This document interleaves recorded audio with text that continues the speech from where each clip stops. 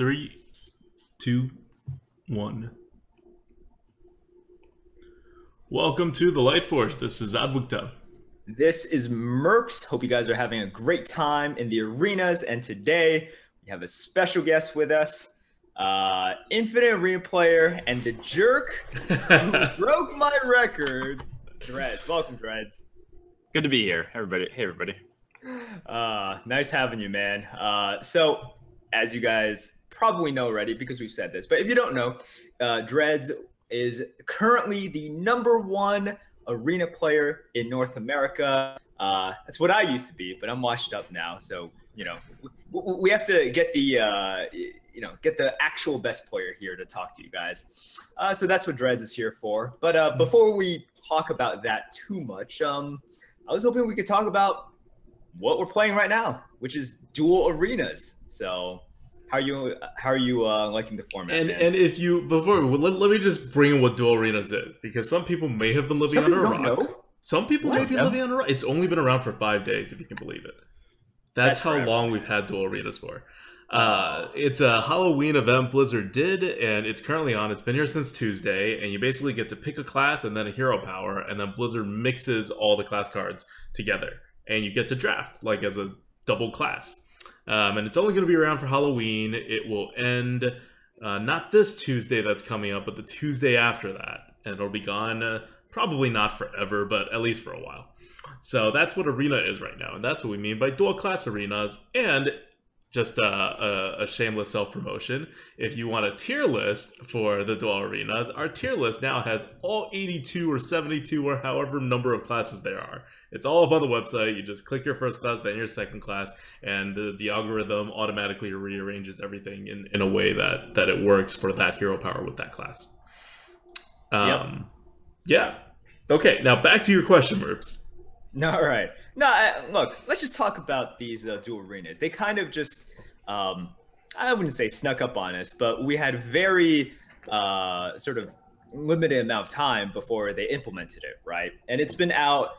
Dreads, you've played a lot more than we play. Well, okay. Any streamer will play more than us. All right, let's just face it. So how are you liking it so far? Yeah, I mean, I kind of took the approach of not doing the super try-hard mode at the beginning because, you know, it's a new mode. You kind of want to have fun with it and just see what it's like. So I don't know my total number. I've probably played somewhere in the range of 15 to 20 of them now, I would guess. That might be a little bit high, but yeah, I think maybe. I played quite a few, and I think it's fun. I mean, as a short-term thing, people are like, oh, I've had a few people say, oh, maybe this could just be, the arena for here on out. And I'm like, nah, don't really want to do. Maybe we'll just keep it for this 2 weeks. I'm having fun. I have a hard time taking it real seriously. I mean, there's a leaderboard for it, so Blizzard's, at least kind of wants us to take it seriously, but you're going to lose to some stuff that's going to make you angry if you let it, because they've definitely messed with the offering rates for class cards. It seems like the offering rates for the powerful cards. This is just kind of my feeling. I don't have any stats to back it up, but it's a bit of a fiesta. That's what we've been calling it, a clown fiesta. And but if you just take it as this is a short-term thing, let's try it out, let's have some fun, I think it's all right. I mean, what does fiesta mean? It means party, right? So it's fun. It's explicitly fun. Yes, it is a chaotic party. Mm-hmm. Let's go with that. But yeah, I mean, I probably will make a push for the leaderboard at some point during the 2 weeks or whatever. But I'm not worried about it too much. I'm not going to try to get the highest possible average and pick by far, what I think is the best combos every time. But yeah, I mean, it's definitely fun when you find a combo that works well. And I think smorking has been a lot of fun. Like Merps and I had a run on Friday that was it Mage Hunter, and we had a really good time in that run. Oh, that was great. Hunter hero power, and we had Pyro. Did you have Pyro? Yeah, no, so we had Call of the Wild and Pyroblast. Those were like the LVPs of the deck, right? It was just so fast, and it either ended before then, or it was just like, okay, I guess we could try to get there. It was just so nerve-wracking. And really, the MVPs were just Mana Worm or Alley Cat, or like, you know, and the grandmothers, the solid 2-drops. Oh, you know? those are good. Yeah. So that's what happens when you have this new format. So one of the things I think that people didn't expect when they announced it is what Drez was talking about, which is that the dual classes got more class cards. So you are seeing more class cards than before. We don't know how many. No one's like putting stats out exactly. And so, but it does feel like it's more. And when you have more spells and more random class cards, what that means is you have fewer curve cards. So the crappy curve you had before is even worse now. And you want to just take that was a mistake I had made maybe in the first 2 or 3 runs. It's like, oh, that's a Blast Crystal, I can't pass that. Oh, that's a Siphon Soul, I can't pass that. And then all of a sudden you're 20 picks in and you have, you know, like no minions. You're like, maybe I should take that, you know, 4 mana 3/5 just so I can play something. So I think you should value minions a little bit higher right now, just because if you don't, then you might not have much to play, and you have a lot of awkward hands where it's just full of removal. So it definitely is a bit of a different drafting style right now. Yeah. Look, during the first day that I played the dual class arena, so Dreads, we got the double 12s on Friday, right? Yep. But before Friday, so my first day playing it was on Thursday, and my runs were bad. Like, to be fair, I was also just trying to experiment, right? I was like, oh, okay, let's try this, let's try that. Like, I want to pick these cards. But yeah, my first couple of runs were really, really rough. I was just like, I have too many spells. Like, that was a problem, right? I never thought that was like, oh, I have too much premium removals. But like, it still didn't beat like other players because their deck was just better than mine, right? Or I would be not fast enough, or like too fast without finishers, right? So then it just all of these problems that I never had popped up because the arena is so different now. The number of threats, the number of responses, the sort of estimated card quality and sort of overall card value that people had was just something I've never experienced before, right? Which is cool. And like you said, this is, you know, something fun for 2 weeks, but not something that you would want to make permanent. Right. And the Hunter hero power, I think, is surprisingly consistent right now. I mean, I not just our runs, but I've had other ones where it's just people are, you know, playing very greedy, and if you have good minions and hit that hero power, you know, starting fairly early, you actually do quite well, which I think is cool. It's one of the few classes that I think got, because it's still like Hunter or Warrior and Shaman still seem pretty terrible, but we're gonna play Warrior today.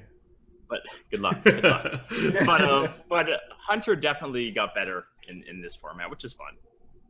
Yeah, I thought I thought Hunter would be good, but I was like, I was so nervous because with these, you never know until you try it, right? But it is nice to see people playing like Hunter and succeeding with it, because the first day I got really nervous. I got the opportunity to draft a Warrior Hunter, and I thought that was just going to be insane. And I've seen it work. I fell flat on my face. I got like 2 wins with it. But part of it is just holy crap. 2 wins. Well, part of it is just, you know, Dreads, like you said, the Clown Fiesta part of it, where I'm just like, wait, I was like 99% favorite to win, and I think the worst game was, I think I had like a 5-card advantage. They were top decking, but and I was like, so they were Mage Druid or Druid Mage, I forgot the combo, and they had nothing. They were just top decking, and then they went Kazakus into 5-mana Kazakus Potion into the next turn UI into, and then it was just like, okay, so you had no cards, and then the next turn you cleared my board that, you know, Flame Strike wouldn't have done it, right? Like no one AoE could have done it, but Kazakus Potion into the 4 damage to all plus 4 damage to something else, basically like Super Meteor did it, and then they got UI. I'm like, oh, I guess I lose. Yeah, Drunter or Druid Hunter is pretty scary. Like, you have names for them. I like. But yeah, I mean, you might as well. You know, I every time I play against them, I try to think of the best name. I normally fail horribly, but yeah, Drunter is scary. They like the combination of the Hunter hero power with, you know, the dumb Druid cards, and they both, you know, the beast synergy too, right? You can get like mark every Asheraj on all the hunter beasts, and it's a pretty fun combo. So you like that better than Druid?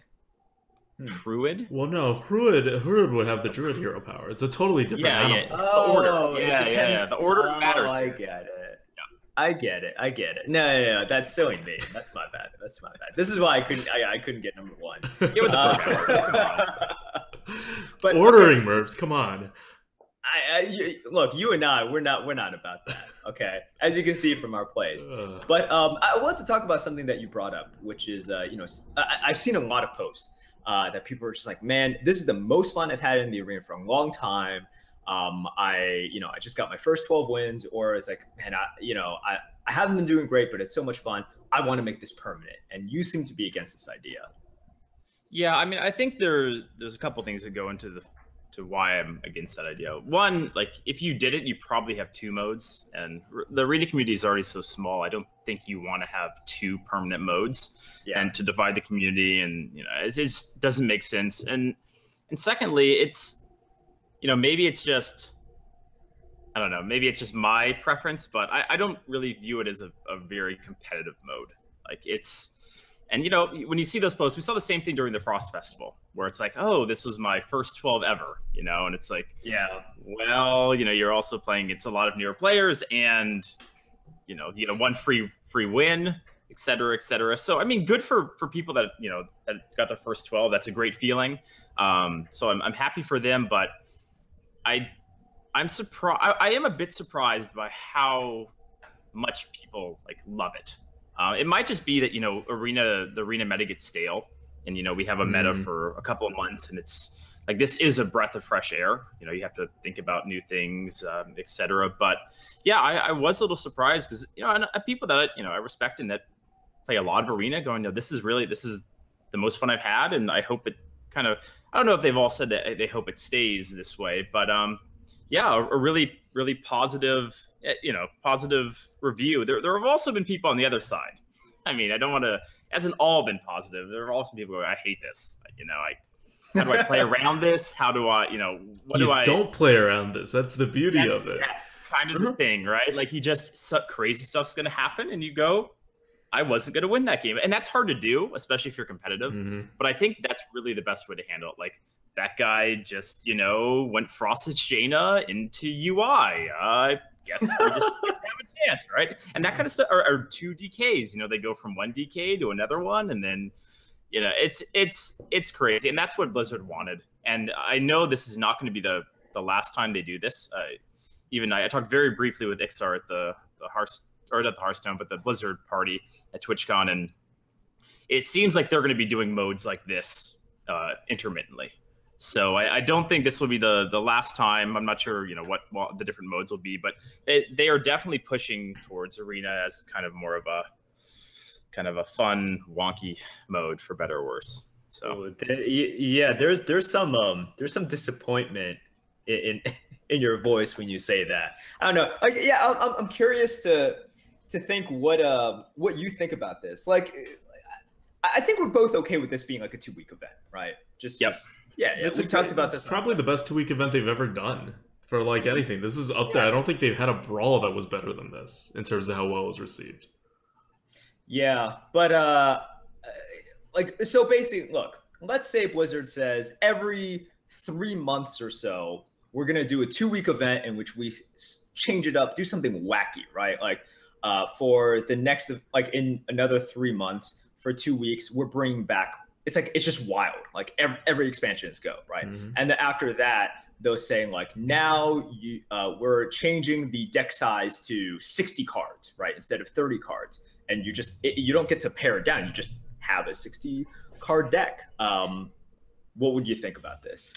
I mean, I think as long as there's enough of a break in time, it's okay. I mean, I think maybe every 3 months is a bit too often, but every 4 or 5 months, I don't hate it. But if it was like every other month, and it's like this month, now we're wild. This month we're going back to Duel Arena, because then even as a streamer, it's like how. Yeah, you kind of want to teach people the new meta, and if the meta is over before it starts, how do you even do that? And I like to to some degree try to, you can never really perfect a meta, but try to analyze it and figure it out. And if the metas are too short, you can't do that. So I think, you know, I definitely err on the side of I would like Arena to be somewhat competitive. It's never going to be like constructed in terms of that level of tournaments, but you know, when you're moving towards more and more wacky stuff, it's moving farther and farther away from being considered as like a somewhat serious mode, which, you know, that's not the direction that I wanted to see it take, but I'm not in control. I don't get to make those kind of decisions, so we'll just have to see what happens. Yeah, okay, so here's the thing that kind of bothers me and keeps me up at night. I'm not literally, okay? I don't think about this. I sleep very well at night, in case you guys are curious, okay?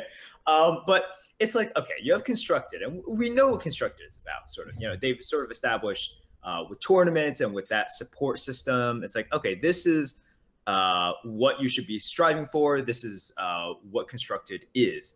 And then we have something like Tavern Brawl, in which it seems as though they implemented that. So then it's like all the craziness, all the wackiness, from pre-made decks to sort of make your own crazy stuff. It's there. And as of right now, like, I think this is a great event. I think it's a great idea, and I think everyone's having fun. Also, amazing that they're giving people free arena tickets to, you know, drive interest here. But I still don't really know what their sort of end game is for Arena with these events, right? Like, we have Tavern Brawl for the wackiness, it seems, and we obviously have Constructed for like the super competitive, try hard, like win lots of money, be the greatest player in the universe kind of thing. So I don't know. Like, I enjoy the Arena, obviously, but I'm not sure, like, with these events, like what their vision for it is. Well, you don't want it to turn into Tavern Brawl, right? Which is no, that's how I feel about it, right? Like, you know, it's fun to have these events once in a while, but let's not turn it into, you know, hey, every week there's something new going on. That's not good. I mean, the problem with that is that we have Tavern Brawl. What are you going to do with Tavern Brawl if you make Arena into Tavern Brawl? Right. Like, you'd have to make it do something else, and that's even more work for Blizzard. So I don't think Blizzard's going to turn the Arena into a Tavern Brawl. That doesn't make any sense from Blizzard's perspective. But they're faced with this problem that Arena is, for most players, too difficult to access, which is kind of the opposite of what I think Blizzard's trying to go for the Arena. They really want it to be like, jump in, do whatever, you'll do okay. Like, not that there's no skill involved in it, but you'll generally do okay if you just jump in. And that's not the case with the Arena, right? Like, I keep feeling that whenever Blizzard does something to the Arena, it's to screw with players like us. Like, explicitly to screw with it, right? It's like to say, hey, don't do that. Like, or we're going to make it harder for you to do that. Not that, you know, we don't get why people do it, but because that's not good for the Arena. And Blizzard would never say that to a Constructed player, because like you said, that's the point of Constructed, right? That's like one of the points of Constructed, is that you do end up with #1 in the world, you get $10 million person. Right, right. And so the fact that they're in this identity crisis, right? They have a leaderboard. It's clearly meant to not be, like, they don't have leaderboards for brawls. They have leaderboard for Arena. So it's clearly meant like, hey, there's some skill involved in the Arena for high score. But on top of that, they don't really, like, I have a feeling every time they make a rule, they're trying to make Arena the midpoint between Brawl and Constructed. And whenever it gets a little too much towards, like, Constructed levels of, I don't know, how much different skill can make, they try to pare that back down and create more fun, quote-unquote fun, out of it. Yeah. I think that anyway, Dreads, what do you think about that? Oh, I was going to say, I mean, it does kind of feel like they have the leaderboard because we asked for it for so long. We really wanted it, and, you know, I'm glad they did it.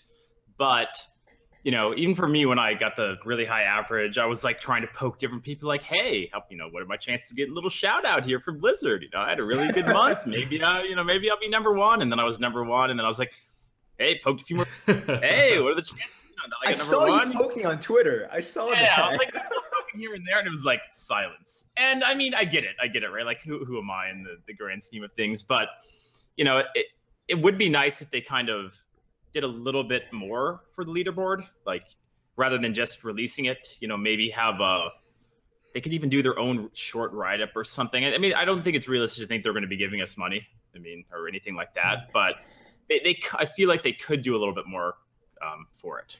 So I don't think it's not realistic for them to be giving money. Like, not for the leaderboard, probably, but like every single card game has a limited format that's competitive, that's vaguely on the same level as their as their constructed formats, except Hearthstone. So I think it's actually, this is like the total exception to how card games are normally built. And if they did make it, it's not like it's just going to be us hanging out here, right? Like a lot of like pro constructed players will be like diversifying more into the limited formats when they see opportunity and recognition from it. So it's like a chicken and the egg thing, but I don't think this is at all like a totally out there like idea, right? Like for arena development. In fact, if you talk to me like 2 years ago, I would say, oh yeah, of course this is where arena's going, at least part of it, right? No matter how wacky they make it. Why? Because every single other card game present and past has done this. Like, what makes Blizzard so special that they're going to just kind of like leave this on the table and not utilize their opportunity here? But it just seems like there's no way right now, right? Like just everything we've seen and these wacky modes and just that there hasn't been much of a progression from here's the leaderboard and we're putting it out every month. So I guess for me, it's not that they couldn't do it, but I just don't see it happening. Yeah, and I'm with you. In the last 2 years, we've gotten to this point. Now it's like, okay, so this probably won't happen. I don't really know why, but it probably won't, just from where things are going. Like, looking at the trajectory, it's gonna be like a long time or never. But if they wanted to, it would not be difficult. Great. Let's go into strategies for the actual dual class arenas and like actually playing in a dual class arena. What do? You guys talked about Hunter a lot, like the Hunter hero power. So we kind of know how the Hunter hero power works. You combine it with some class that either has a bunch of reach, like a mage or something, or has a lot of early game cards, right? Like Druid would be very good for having a good curve. And also, like Drez talked about, Druid Hunter is the only way you can get your beast synergies to work normally. So what else? What else is good right now? And I'll follow up with a question. Let's not talk about this yet. Let's just talk about good combinations for now. And then I'll follow it up with a question on what's the first class you pick. Because that's very different than what the best combination of classes are. Right. Drez, do you want to take a first poke at this? Sure. I guess general combos that I've had success with. I did pretty well with actually surprisingly rogue primary, mage secondary. It can't remember exactly. I don't think the deck went 12, but it went like the range of 10. It seemed to work out pretty well. You have the rogue cards for tempo. You have good value from the mage cards. I wouldn't say it's the best synergy, but it just, you know, two good classes with good cards kind of make it work. I've seen a lot of the super control combos work. So like priest mage is pretty good, or like priest warlock. Just, you know, you remove all of their stuff and then you have more stuff than them at the end, and you know, you outstuff them basically. So I think that combo can work pretty well. We talked about Druid Hunter. I do think the Hunter hero power is quite good right now. I did try Warrior and Shaman, and I mean, maybe you guys had some success with those, but I didn't find success when I tried it. I think I tried each of them once, and it was like, this is not good.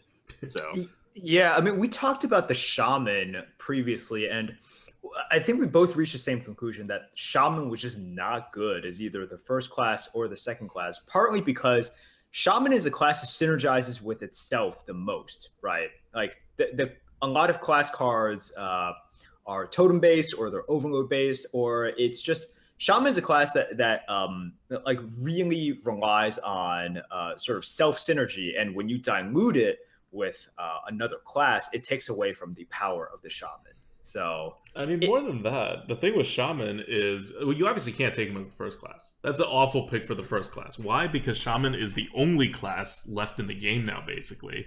We did this analysis when KFT came in that has like no curve. It's pretty much the only class that is completely bereft of like curve cards. You look at Shamans, what are their 2-drops? Burlock and nothing. You look at their 1-drops, what are their 1-drops? Pretty much nothing. You look at their 3-drops, fine, they have plenty of 3s. But they're in a really bad spot when it comes to the curve. And they don't have insanely good cards to cover that. Like, yeah, their class cards aren't, you know, especially when you dilute them. Yeah. But their class cards aren't all that great, because even in the last meta when because I did pretty well with Shaman. I don't think I did on my leaderboard run, but I tend to play, like, I'll go to a different server or whatever and play the bad classes some. And like Shaman was pretty good for me, just because, you know, if you get enough of the broken neutrals like Bone Mare, Scalebane, it doesn't really matter that your class cards aren't that good, because, you know, those cards can just kind of carry. But if you have an increase in the offering rate of the class cards and you have a lot of Shaman cards, they're not good. So it becomes, I think I did take it as a first pick, just, you know, trying out things early on, and it was as expected. It was terrible. Yeah, you're building like a control deck once you start Shaman, and then you're not given quite enough control or good cards with Shaman. You really have to have your second class do a lot of the heavy lifting. And in that case, why are you Shaman? You know, why not just be any other class? What's the point? Yep. Yeah. So for good combos, I found that as a general rule, you have to either go very control-oriented or very fast. Like, I find that if you're just trying to build sort of like, you know, the mid-range deck, that's sort of a recipe for failure. Like, your deck has to go really well for you to build like a winning mid-range deck. I had a 11-win mid-range deck. I only did 2 runs in this meta, and one of them was like a 11-win. I forgot the first class. It was something Druid, and it was totally mid-range. I ended up with like 1 UI or something. Like, the hero power did a lot of work. I wouldn't say that you have to go like all, you know, priest warlock on the control side, or like something mage, or super aggressive. It's not impossible. It's just, I found that in this format, if you play mid-range, like, you're going to be facing a lot of super control decks, right? And they, it's very easy for them to just like remove, AoE. I don't think it is. I think the point of a mid-range deck is that you have enough of a variety that it's hard to actually fully remove you off the board many times. They have to spend a lot of resources to do that, and they generally don't have enough mana to do it in an efficient enough way that you don't get some face damage in. Because once you start and you face an opponent, you kind of know if they're like going to be super control, right? Like, you know what classes they are. That's a big tip off right there. And then if they like don't have a 2-drop, you're like, all right, I'll treat you as a super control deck. Because most people draft kind of super control. I think that's where, if you just normally draft stuff based on tier lists right now, you're going to end up with a super control deck, because the good cards are generally control cards. And you really have to, and they don't have enough of a curve anyway, right? Because of how the offering odds are working in this meta. So most decks you face are going to be decks that made an effort to go super control, whether they succeeded or failed. Yeah, the problem I find with mid-range is it's also hard to draft a good mid-range deck, because I find like they're offering so many spells, right? It's hard to get like the consistent good minions that you need to drop in order. Well, then how would you ever draft an aggro deck? Well, first of all, I mean, you just pick Hunter plus another thing, and you just give up on that. Like, if you're going aggro, right, you can give up on a lot of value. With mid-range, you still can't give up that much value. Yeah, you can take the mid of the thing. The whole point of a mid-range is to go the mid, right? You're saying, oh, I would give up all the value as an aggro. That's fine. So as a mid-range, give it up half the time. Take the value cards half the time. It's not as simple as you just take the mid card all the time. No, right? Like, but I mean, like, in choices where you have, let's say, a good removal versus an okay-ish, you know, minion, right? You're saying in an aggro deck, I just take the minion, obviously, right? Because I'm trying to build an aggro deck. In a control deck, you take the better card, which in this case is a removal always. Well, what do you do when you're a mid-range deck? Well, the first time you make the choice, you go one way. The second time you make the other way, and you end up with a balanced deck. It's not about picking the middle card. Deck, you're not fast enough, and you just get out. It's relative. You're faster than control decks. The whole point of a 1v1 game is that it's just relative. You're always faster than control decks, so mostly you're playing the aggro game. And against an aggro deck, you're a step or two slower than the aggro deck, which is what wins, right? That's the worst thing for aggro, to have a deck that's almost as fast as you, but not quite as fast.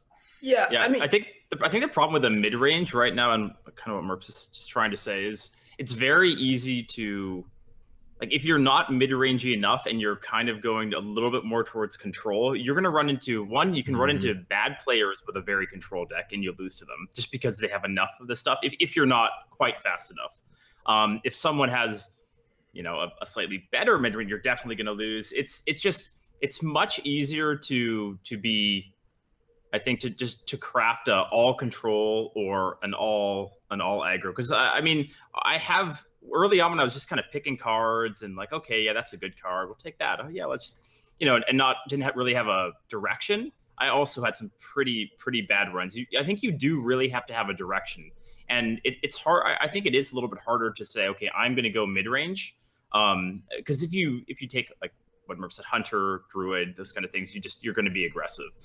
So I think it's just harder to hit that sweet spot. See, I don't disagree with that. I don't think you would be aggressive if you took Hunter or Druid. I would take those classes and I would go mid-range.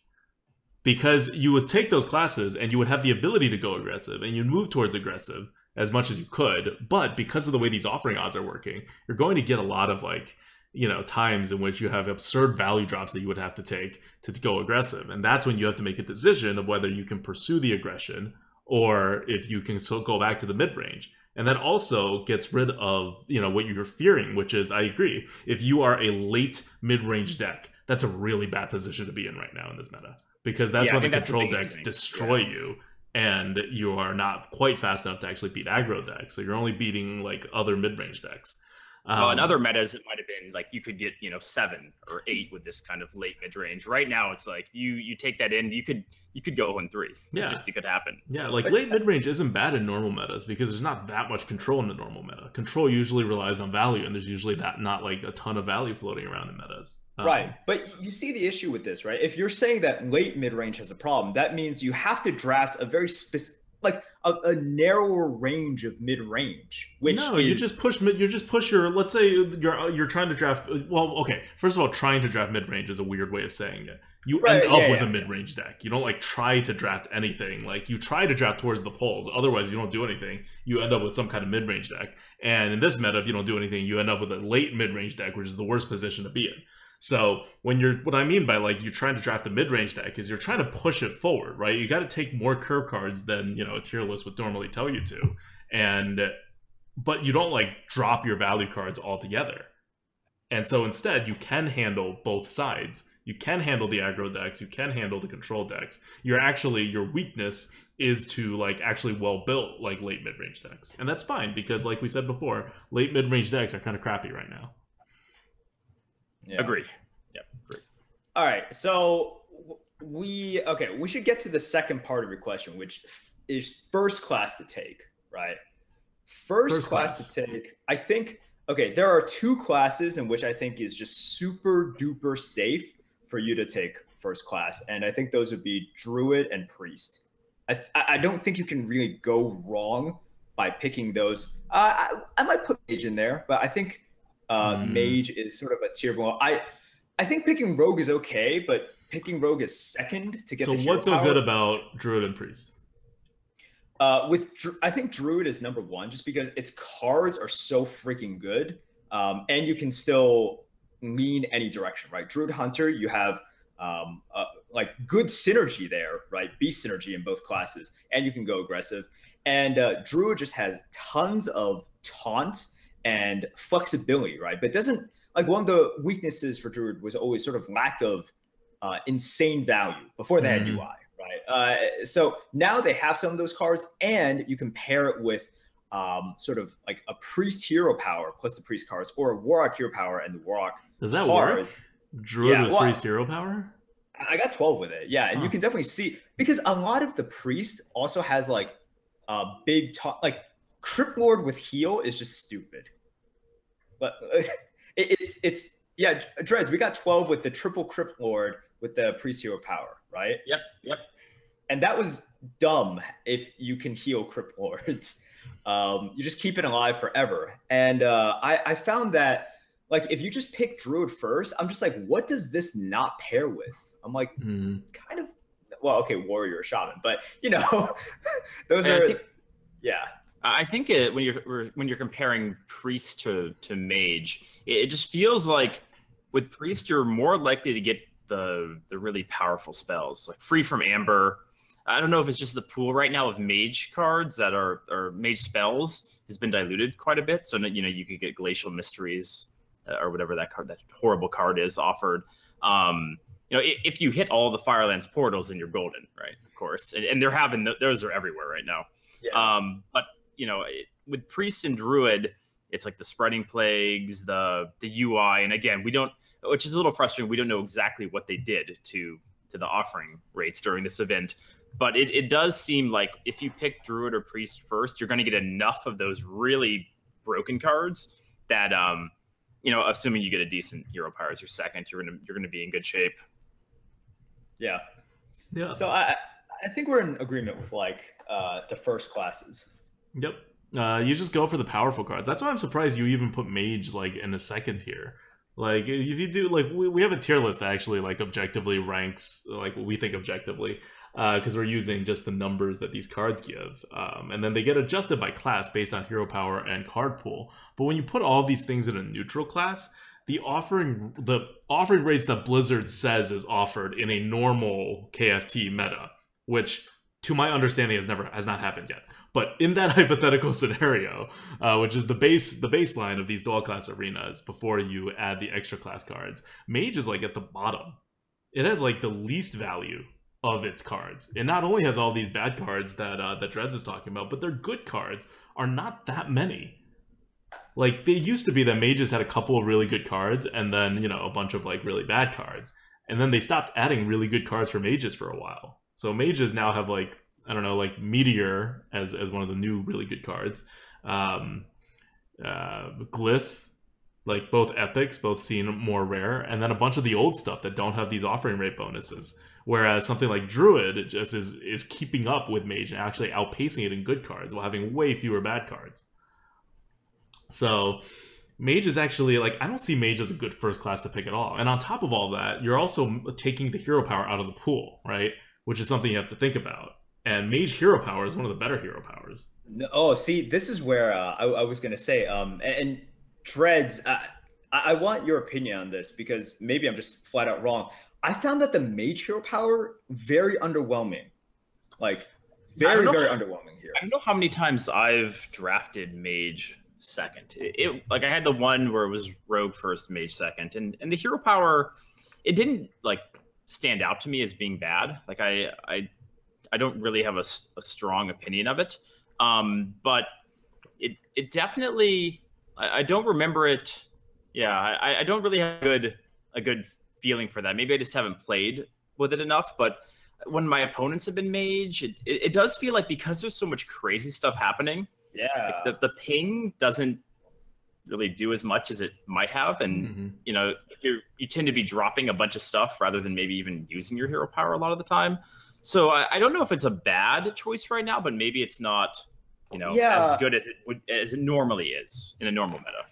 That's what I found. Like, so when I went into it, I thought, man, like, well, if I'm picking Mage, I should pick a second because the hero power, right? The hero power that has made Mage one of the top classes, like, throughout the history of Arena. And then what I found is just like, the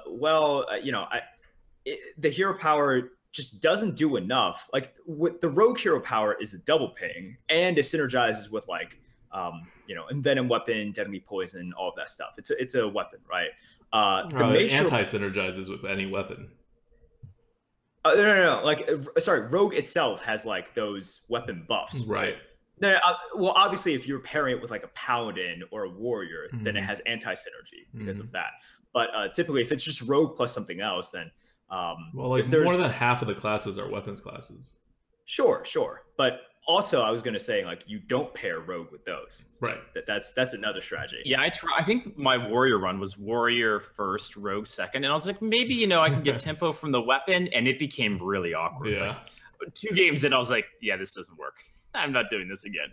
So Rogue you don't pair with a weapon class because that's why Rogue's weapons are so lowly rated. Like, if you look at our tier list, whenever we put Rogue and then we put a weapon class next to it, all their weapons just like drop. Like, we rate weapons as some of the highest cards in the entire game, and you put them with Rogue as the hero power class, and it's just all like your old like Fari War Axes go down to, I don't even know what, like a 100 or something, like something super low. Like, you just don't even want these cards anymore. Yeah, you can't get that ping in. That if you have Mage with a weapon, then it's like, okay, you can ping and use the weapon for something. It just was really, it did not work out. Yeah. So, and it just speaks to the craziness of the the arena, like in this format, where 2 damage for a ping anywhere, it's either like way too slow, like just not powerful enough, and it just doesn't get you enough value, right? That it would get you in a slower, standard meta in which you don't have all this ridiculousness, all this supreme value that is running around in everyone's decks. Yeah, like a warrior rogue fireworks is a 102. It's that bad, whereas it normally is like a 150 or something. Yeah, it's just a worse Shadow Blade. It's a really bad Shadow Blade, yeah. So one of the things about the Mage hero power, though, is also initiative, right? Like, once you up the number of spells you have, initiative becomes less important, because you always have, like, you have much higher % chance of being able to have initiative that you'll never, like, worst comes to worst, you're not, like, screwed and unable to deal 2, 3, like, unable to deal 1 damage to kill that minion that needs to die. You'll just deal 2, 3, 4 damage to it instead of 1. And kind of be like a little bit wasteful, but you'll still solve the problem. Yep. All right. So I think we sort of had a good conversation about the combos. And one last question for Dreads, because Dreads we're about to, after this, step into a warrior first arena where we have to pick warrior as the first class. Which, to be fair, this is probably the best time. Like, we have to play quote unquote all classes evenly, and this will technically count as a warrior run. So this is actually probably the best time to be playing warrior, because warrior with warrior is always worse. But what would you say the best class to pair with a warrior base would be? Like, which hero power and other class? We've established it's not rogue. We've established that Shaman sucks. It's not going to be Shaman, obviously. I don't think Priest makes sense. I'm trying to do like a, rule out all of the really bad ones. Mage. I mean, I could see Mage being okay. No rogue. No warlock. You can't afford to use your health as a resource. Agree. I think I would try to go for Smork, because I haven't tried it, but like Hunter or Warrunter or whatever, I would go for that, because it's I do think just the hero power, the Hunter hero power in general is good right now, and Smork is fun. So I think Hunter would be good. Mage would probably be pretty decent. Druid, I mean, Druid's so strong as a class that it probably would be okay. But for Mage and Hunter stand out for me. Yeah, I think if you're thinking about warriors, you want to make sure you have some kind of curve to deal with. You want to play more aggressively to take advantage of what the warrior can do, and Hunter and Druid fits both of that. Mage, you guys have already made work in a more aggressive fashion, and if you had all those warrior weapons, Mage can be played very aggressively. It is half of 100 hero power at its, like, even if you just use it for reach. So I agree. So shoot for that. Good luck. We'll see. Okay, back to you, Murph. You're gonna ask a question. Oh no, I wanted to ask Dreads about the stuff that we invited him on here for, right? Basically ask him about his supreme accomplishments on the leaderboard. Essentially, all right, so for those of you guys who don't know, like, Dreads last month averaged 9.4 wins, okay? And the second place person, Meow Ethan, from the Meow clan, averaged 8.57. Now, I can't do math, but that's a big difference, all right? That's almost an entire win. And once you get up there, the number 1 versus number 2, like, that should be like a 0.1 difference, if that. And Dreads just like crush the competition when it comes to leaderboard. So let's talk about this for a second. And I just need to ask, like, how the heck did you do it? Yeah, so there's obviously a lot of things that go into that, and just to kind of go through somewhat of a list here. So first off, you have to have a certain level of skill. Like, if you're not an infinite player, because I know some people talk about, you have a big advantage, if you're able to play a ton of runs, and for this month, it was actually my first 30, just my first 30 runs. That's what was my leaderboard run. So you're not going to go from like I'm a 5-win average and high roll your way to 9.4. That's just not going to happen. 2, you do have to play the best classes. Like, I played a lot of Warlock, a lot of Rogue, a lot of Druid, and then I think Priest was kind of the wild card, which we'll talk about a little bit more. But if you're, and for me, it's always been like this with games. If you're going to try to take it seriously and competitively, then like I don't like hamstringing myself by playing a bad class, or in my World of Warcraft days not being fully geared or whatever, because it's like I don't want to have an extra thing to overcome, right? So yeah, I mean I definitely played the good classes, and another big thing is you have to avoid what I call like a disaster runs. So I think my lowest runs last month were 4s. I think I had 2 4s or something like that. And in a normal month, because I go for the leaderboard most months, you're going to have a couple of 2s or 3s in there. And as soon as you do that, it becomes almost impossible to push that kind of an average. Also, it's not as relevant now because synergy picks are rest in pieces, as I'm sure a lot of people are excited about. But I really think you were making a mistake if you didn't go for synergy, at least with priests and dragons, because my average, I forget actually the numbers now, but I think it was around 8.7 or so with priest over 5 or 6 runs. And even the previous month, I don't have stats, but it was at least at higher for the previous month playing priest. So a lot of people talked about, obviously you have to high roll. Like there's no doubt about that. I didn't get a 9.4 average without getting good drafts, probably getting a little lucky in my runs, all of that. It just, you have to have everything kind of line up. So, but at the same time, I think really because the payoff for Dragon Synergy was so big, like Netherspite Historian is a card I basically never passed in Priest because, okay, if you have to get no dragons, which was fairly rare for me, but sometimes it happened, it wasn't as bad as you might think, right? You play a 1/3 for 2. It sucks, but if you do hit the dragons, it's just it can oftentimes game winning. Obviously, you take every secret agent coming through you can imagine because worst case it's a pit fighter. There's no real downside there.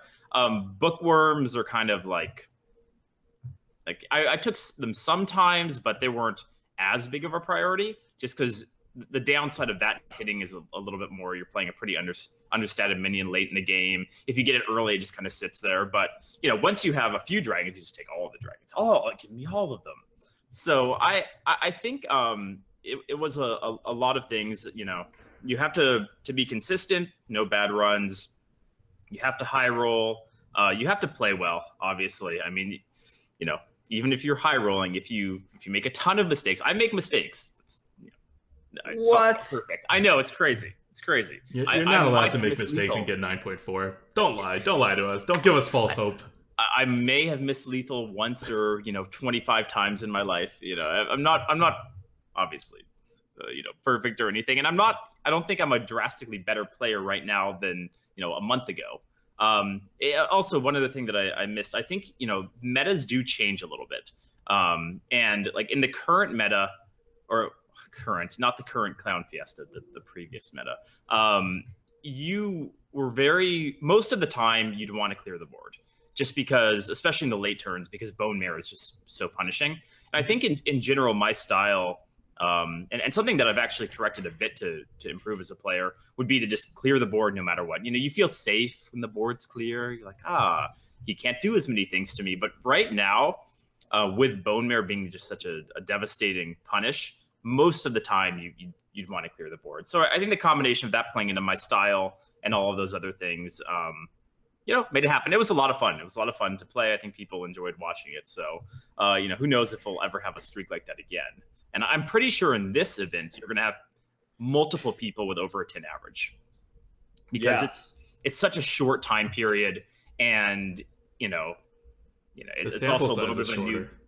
It's smaller it's also too. It's like 15, so right, only much 15 more variation. Runs. Yeah, it's just I don't consider any leaderboard average for this small period with my 9.5. Yeah, it's just a different thing. But it's gonna be kind of crazy to see what the leaderboard has entailed for this month. Yeah, I think it's safe to say that this, like the dual arena leaderboards, like that's just completely separate. Just because small sample size, and also the craziness, plus all of the new players coming in. It's a novelty leaderboard, right? Like for an event. My big question is, because Blizzard's already announced this, the leaderboard for October was only 20 runs, and the leaderboard for November is only going to be 20 runs. And if you know anything about how sample size works, and how that works on variants, you'll know that cutting your sample from 30 to 20 has a huge, ridiculously drastic effect on the variants that will occur. Yeah. So I think it's going to be interesting because October people couldn't really plan for it, you know, because it got announced so late. It got announced like less than a week before the season would end. But for November, people could really like plan on it and grind out into possibly some ridiculous averages. And even though that would be in the normal KFT meta.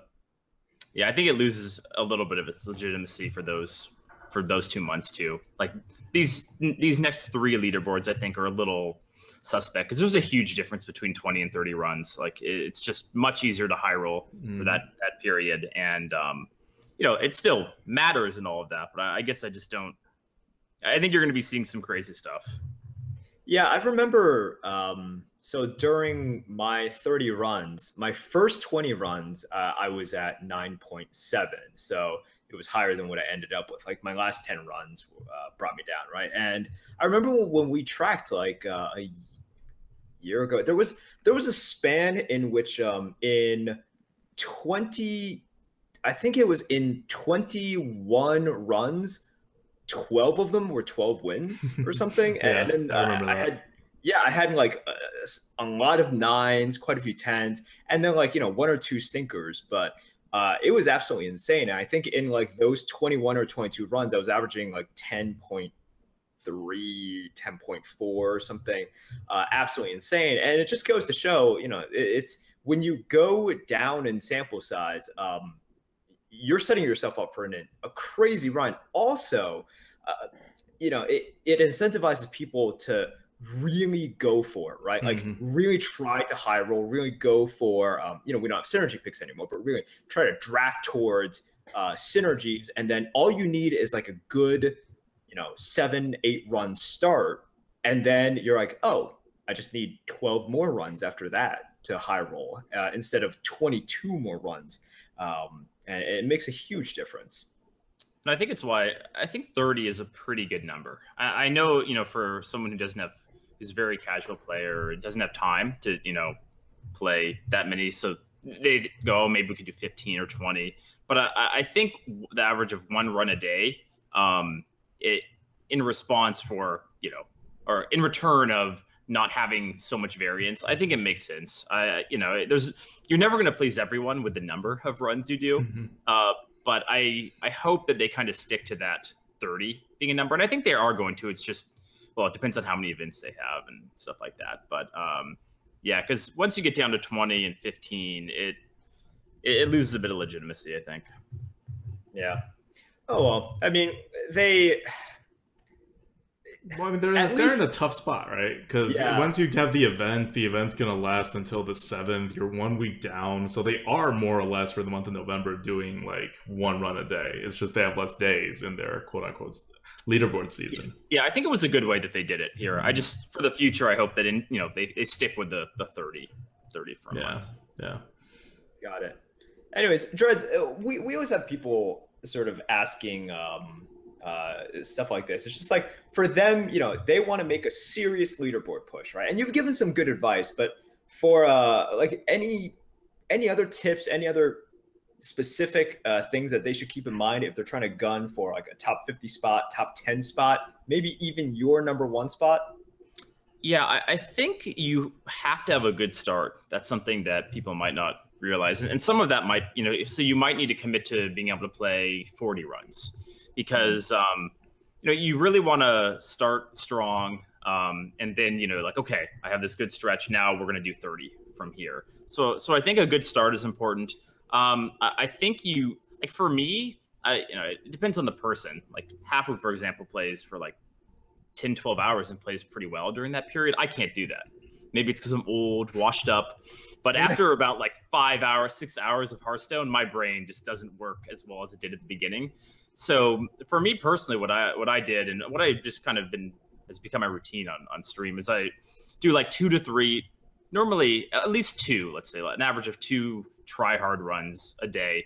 And then after that, maybe play on a different server just for fun. Because I do think you get burned out a little bit. And if you're just chaining run after run after run, it can be a little bit tough to keep up a high level of play. Another thing I've touched on a little bit, but take the good classes. And it's not just what the best classes are. Because I think Rogue, at least in the last meta, was #1. But after that, like, it's kind of close. And so depending on your style, because I don't consider myself a great Paladin player. I think I had 1 run that went 12, but that isn't really representative of how, like, my Paladin average, back when Dr. Stein was tracking all of the streamers, like, Paladin was one of my lower ones relative to the other ones. So, you have to know what you're good at too. So I kind of stayed away from Paladin in favor of Warlock and Druid. So I think, play to your strengths. Don't make the mistake if you're like a, 5. If you're 6 win, maybe you could high roll on the leaderboard. But if you're in the range of like 5 wins, like, don't beat yourself up going, I'm gonna make the leaderboard this month. It's probably not gonna happen. Don't try, kids. I don't want to crash anyone's hopes and dreams, but it's probably not gonna happen. So instead, focus on improving your play as much as you can, and then maybe a few months down the road you can actually make a push, because you still want to have fun with it. And if I do like the leaderboard because it gives me something to push for when I'm streaming a lot of hours. So it's like a little added motivation. But the other side of that is you will get a little saltier if bad things happen. Especially if you have a good run and then it's like, oh, here comes some crazy decks at 0-1. You're going to get a little more pissed off than normal. So, you have to, there's the good and the bad of going for the leaderboard. But, if it's fun for you to push forth, then, do it. Might as well. Pretty solid advice. There you go. And then after that, just play, and then you'll be #1. That's yeah. Just play. Just do your 3 runs. You'll make #1. It'll be no problem. All right. Sounds pretty good. Adward, did you have any other questions about the leaderboard? No. Let's go to question. I also like how you phrase this whole thing leading up. I know many of our viewers are thinking about getting the top 10 spot. Maybe I'm like, I don't know who you think our listeners are. Oh yeah, I said they're thinking about pushing into like maybe 50, and then maybe 10, and then maybe I don't know how many people, because I don't even want I don't. The leaderboard is such a tiring experience. It is. It's so tiring. I went for it in October, and this is going back to what Dredd said. Like, 1 bad run can kill you. I got my first 03 run since May. Like, 12 or 13 runs in. And I was like, well, I'm done for the month, because I'm not going to play another 30 runs. And this 03 run can't possibly stay in my average for me to get anything decent. Like, I had, almost, 7.8 something wins per run before that 03 run, and that 03 run just tanked it to very low 7. Before they changed it to best 20, my run last month, I was at 8.6 or 8.7, and I had 2 2-win runs in a row. And it's like, as soon as that happens, I think my overall average, or my best 20 was 8.05. So luckily I just got 20 before those 2 2s. But it's once that happens, good, it's a huge, it's tough to come back, basically. Yeah. You're midway through, right? And you don't have time to play 30 more runs or whatever. So, all right. So let's move on to a question from the GOAT. All right, question from the GOAT. I'm not going to pretend like this was submitted by anyone. This is a question that I... Where was this question actually submitted from? Okay, this was submitted by Dreads because I couldn't really think of a question. All right, so Dreads, what is the question from the GOAT? The question from the GOAT, everyone, is what is your favorite portrait from the Clown Fiesta Halloween event? Okay, well, the question from the GOAT is typically directed to the guest. So, Dreads, thank you for asking the question. What is the answer to it? So, I really like the warrior one. The class isn't good, but the whole Frankenstein thing he's got going on there, that is my favorite. There's some seductive costumes, and you can't rule those out. The seductive costumes are good too, but I personally like the warrior one. By seductive, you mean Uther Mage. dressed up as a. And But Oh, yeah. Maybe well, seductive's not clearly. the right word. They're, they're. Let's move on No, to the next. it's okay. Person. I mean, everyone's seduced by different things, as Merps can show with Uther as a pirate is apparently what does it for Merps. Ooh. A lot of things does it for me, but it's not important. It's Okay, not well, my important. favorite of the Halloween costumes, and not because it is a bit more seductive than a Frankenstein or a old man pirate, is Jaina, because the art is actually so well integrated. I think, like when you compare with some of the other stuff, like I'm looking at this right now. I don't know how many people have picked Hunter as the first class, but that hat is not even centered. Like what? Wait. Likely Cannot story. unsee, Likely really? story. yeah, the hat, like look at where the hat is. It's like quite significantly to his right compared to where his head actually is. And it's not like tilted as if it's like it's flat, but it's to the side. It just looks so awkward. And it's not just that, right? Like the Anduin's horns and whatever, and Gul'dan's little like white like mage kind of cap and harp, they're kind of like stuck in there, like Valera with the cat ears and tails and whatever. But I think they What did about the details then, huh? The details. yeah, Jaina looks like they may have actually just like drawn a new one. I mean, I know they didn't, but that's how good they've integrated her like wizard hat, witch hat into the costume. And the shaman one's the other good one, except the one I don't even know what it is, like a genie or something. Not doing it for me. But those are the two with actually I think like very well done artwork. All right, I need to see this now. Hunter, Oh, everyone, you're go gonna look at really- Rexar. You can't unsee it once you look at it. I don't know how you can miss it when you look at it the first time either. It's like so off-center. Well, I'm never trying to pick Hunter first, right? So I don't pay attention to it. I'm like, Hunter first? No, I want your hero power. I don't want you. I just want you for your hero power. Yeah. Okay. Oh, man. All right. That's seriously disappointing.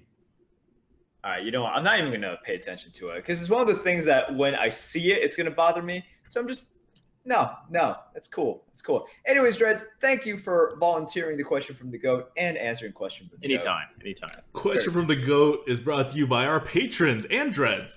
Patreon.com/grinninggoat. Thank you guys so much for your support. All right.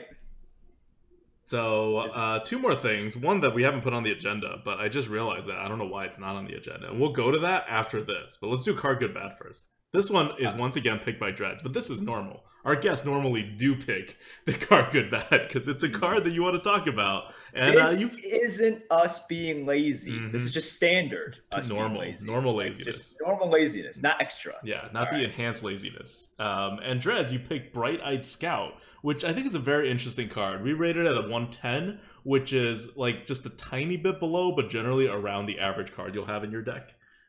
So is this card good or bad, and what makes it good or bad? Yeah, I mean, in general, I think Bright-Eyed Scout's a pretty good card. You compare it to, Gnomish Inventor, where you have, it's a 2/4, this is a 3/4. And, in the best case scenario, you're playing and you drafted a UI and then you drop this thing on 4, boom, UI for 5. And you're like, yay, we win. Obviously, that's the high roll.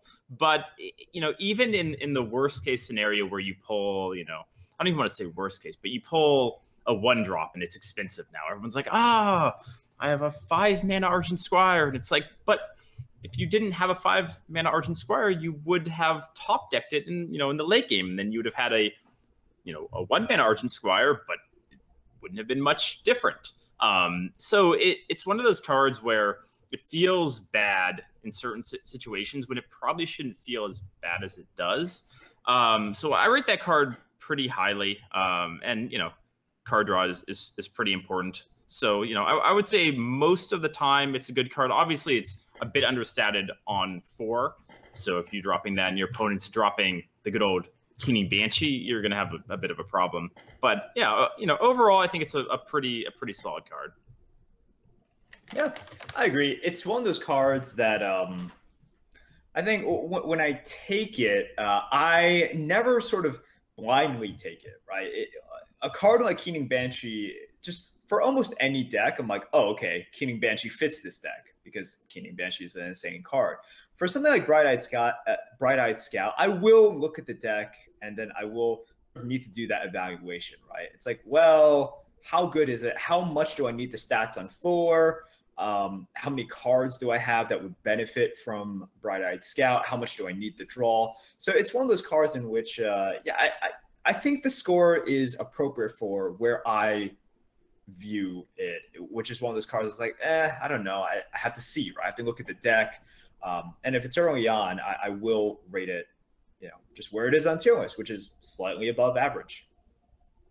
Yep. I think that's right. What I don't like about this card is when I have to play it earlier. Like, it's really good on turn 4 for a card that's not on curve on turn 4 because you get the chance to win the game if you get one of your big cards. But after that, until I'm at the point in which I'm actually comfortable anti-tempoing, I know that most of the time Bright-Eyed Scout, although it is a card draw, it will not on average draw me a card that I can play like in the near future because I don't want to anti-tempo yet. It's at like turn 5 through turn like 12 like kind of like area if you're playing a normal deck. And it gets a little bit more awkward there. You gotta like really hope for the RNG of getting at least like a 4-mana card out of it. Otherwise, it's the card you draw is kind of, it's not a dead card, but it's a very anti-tempo card. And what you just played was already 1-mana anti-tempo, so you can't really stack it too much without losing too much tempo unless you're very far ahead. So in the game in which, like, I think in this meta especially, your tempo on the board and how much over tempo you have to be is a little bit more so than normal because of all the swings that's existed since Ungoro. There is, in terms of playing the card, you really want to be like stuck playing it on turn 4, in which case it's one of the best 4-mana cards you can be stuck playing, or you want to save it for as far back as possible, or when you like desperately need like an out sometime. That's how I would normally like play the card, because I do think that the drawback, like, you want to minimize its drawbacks. Yeah, you do. Also, just about how, regardless of how strong or weak it is, I think it's a really cool design card. Like, it's kind of unique, and obviously it has some drawbacks, but it's I like cards like this. I hope they come out with more things like Bright-Eyed Scout. Right. Definitely. Yeah, I think you make a good point. It's one of those cards in which the design is simple, right? Like, in which it's just like, oh, hey, draw a card, which we're all familiar with, set its mana to 5, right? It's not complex in its design, but it makes you think about all these factors, right? It's like, well, what are my chances of this being good? Is it appropriate to play here? Is it appropriate to draft it for this deck? Mm-hmm. It's not something just like a Primordial Drake in which it's like, oh, let's just toss this out, or oh, like even when you play Primordial Drake, quote, poorly, it's still really freaking good, right? There's like definitely you just auto pick it and it's almost always good, right? Right. It's not good design.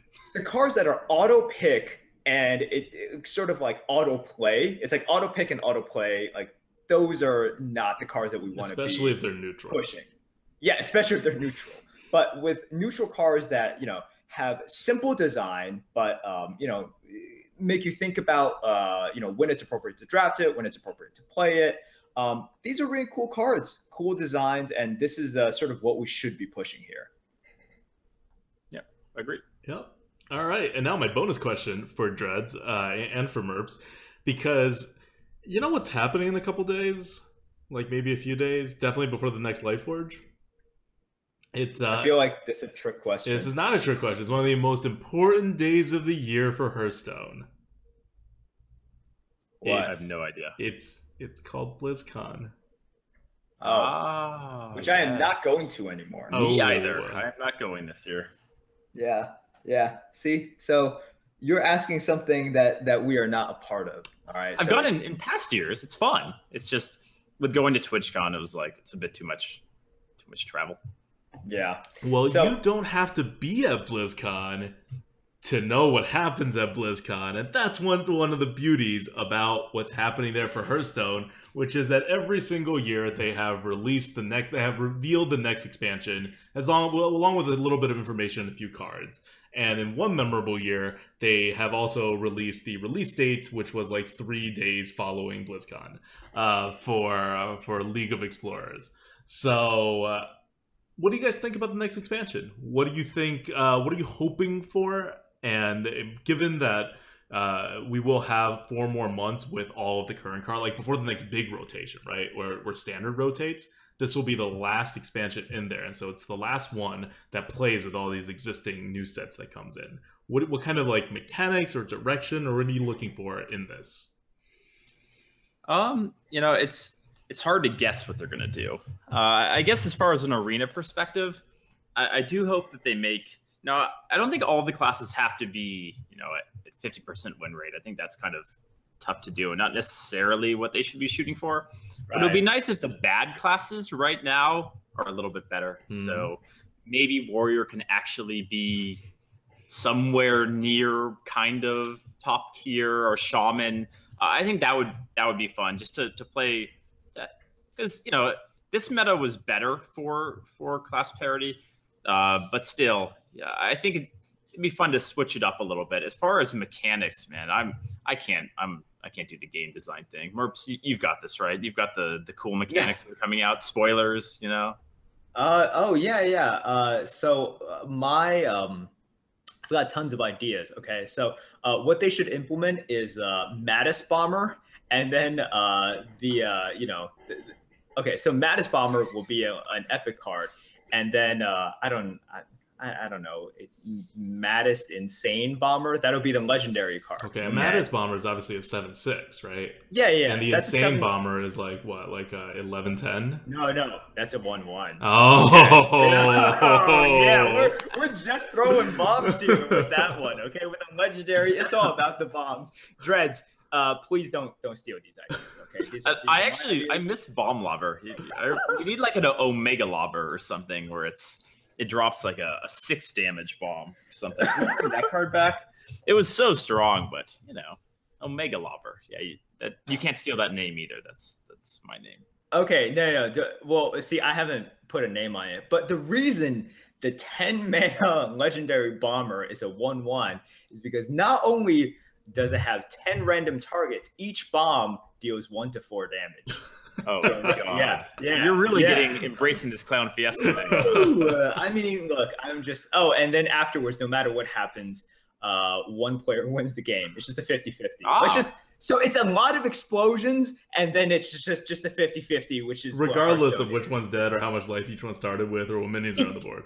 See, the bombs don't matter. Really. Oh, I get it now. Right? Hopefully, no one from Blizzard's listening to the rest of it, because I think this final conversation might invalidate anything else we said during the podcast. But that's okay. Let's stick to this legendary. No, okay. So in all seriousness, I think in terms of design, look, I remember when we were previewing KFT, and I was saying like, wow, they've been doing this sort of power creep. Right, like MSG introduced some pretty powerful cards. Ungoro introduced some pretty powerful cards. Insanely powerful cards. I'm like, I don't think they can keep on going down this route. And they went down this route in a way that was very interesting because Ungoro made some pretty good neutral cards, but the power creep was really in the class cards. Yes. Right. Yeah.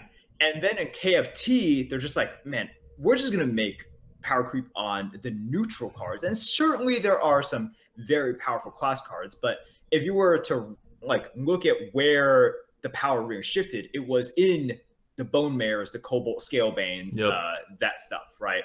So I don't know, I don't feel comfortable in the next expansion saying like they can't possibly make things more powerful. I don't know where it would go. So there's a theory that goes out, especially after MSG, that the next expansion, being the expansion that exists in standard the shortest amount of time, is always the craziest one. Like the end of the year one is always the craziest one.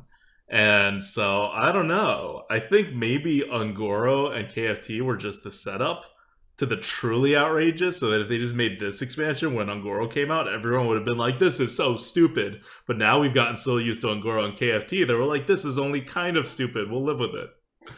I do hope they kind of move a little bit away from the really insane neutrals, like the Cobalt Scalebane and the Bone Mirror. Those, I mean, it's kind of how they made the classes more similar in win rate, but you lose a bit of class identity, and it's more about how many of those you draft and how many.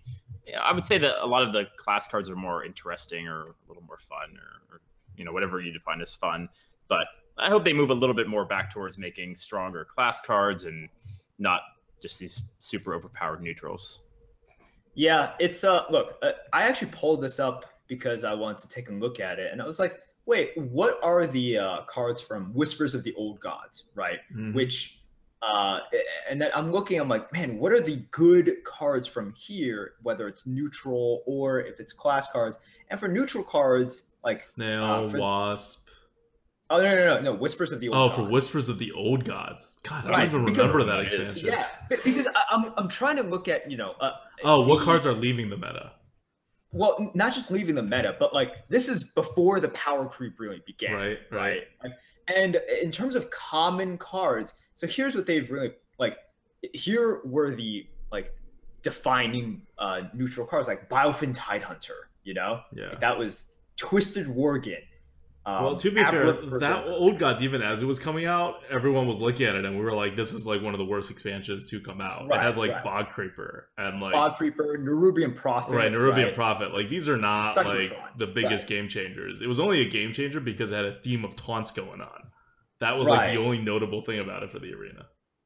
Right. But basically, after something like this, we've just seen some pretty insane power creep, right? Yeah. And then Ungoro kind of previewed that with something like Nesting Rock, right? Like basically neutral 5 mana 4/7 with upside. That was insane. I remember when I saw that, I was like, wait, that's like a little bit too good. And now whenever I see a Nesting Rock, I'm like, oh, it's okay. It's like it's good, but it's no Scalebane. It's like, oh, it's just a 4/7. It's not a 5/5 that buffs everything and just kills me if I can't remove it on the next turn. Scalebane, yeah, you have to kill it instantly, or you. Right. I remember early on, I like left it up. Like, hey, how bad could it be? It's bad. Just yeah, it's real bad. So yeah, I don't know. Like for the next expansion, I think they have to keep the power. They can't go back on the power level. That's something that's really hard to do, right? Scale back on the power of. I mean. Cards. There's the thing, though, right? We're in the arena, so they can scale back on the power level by making harsher synergies. Like, if they increase the power level, because all they care about is constructed when they're designing these cards. So if they're designing it in the way to take advantage of pre-existing class synergies or whatever, those are going to be pretty bad cards in the arena. But they could be, like, insanely overpowered and constructed in a way that kind of, like, matches or even supersedes the arena stuff from Ungoro and KFT. So I think you're right from like an overall perspective. They can't really go back or they're going to make a bunch of cards no one's going to play. And that's not a good Christmas for anybody. But they don't have, it doesn't necessarily have to have that impact in arena. And that's kind of what I'm hoping for, because arena is going to get so ridiculous, like if it keeps going down this path. So I really hope that KFT was like the peak of like neutral cards that every deck can use being really insanely good. You hope. Hope. We'll see. All right. Well, that's it for us. Anything else you want to tell us, Dreads? Again, Dreads is #1 leaderboard arena ever. Like, from deposed Merps within 2 months of Merps' record as the #1 arena player. It was an enjoyable short time. Yeah. And, someone will beat me, and then I'll be, #2 or well, I don't know when someone will like quote legitimately beat you, because all right, let's face it, your record is going to get decimated in the like 15 run Clown Fiesta. Oh yeah, absolutely, right? Yeah, right. But I think we all agree that that should not sort of count for anything. So I can't see when someone will beat 9.4 in a standard like 30 run, sample. Yeah. I don't know, but we'll see. We'll milk it for all it's worth. We'll do our best. We'll try. But it was a lot of fun. I really enjoyed this. And have fun out there in this Clown Fiesta meta. Don't take it too seriously and have a good time. And we'll just hope that this isn't this isn't what is to come for a long period. That's Definitely. That's So Dreads, if people want to see more of you, if they want to learn from the master, where would they find you? So I stream about normally 6 out of 7 days of the week. I'm off on Sundays, and I stream at twitch.tv/dreads with 3 S's because 2 S's were taken, so we had to add a third one. It's not a great story. I try to see if I could just get Dreads, or like, no, sorry, you're stuck with Dreads. But that's a main spot. My Twitter is @DreadsGaming, and yeah, those are the two main spots. Excellent. All right. Well, thank you once again for coming on. Hopefully, all of those who are aiming for the leaderboard have some for coming inside on. knowledge on. Now they would have listened to 2 people who have made #1. All right. That's there you right. go. The Lightforge podcast brings to you guys. Anyways, thank you so much, and I'll Adwicta, you typically do the outro, so do it. Until next time, this is Adwicta. This is Merp. See you guys.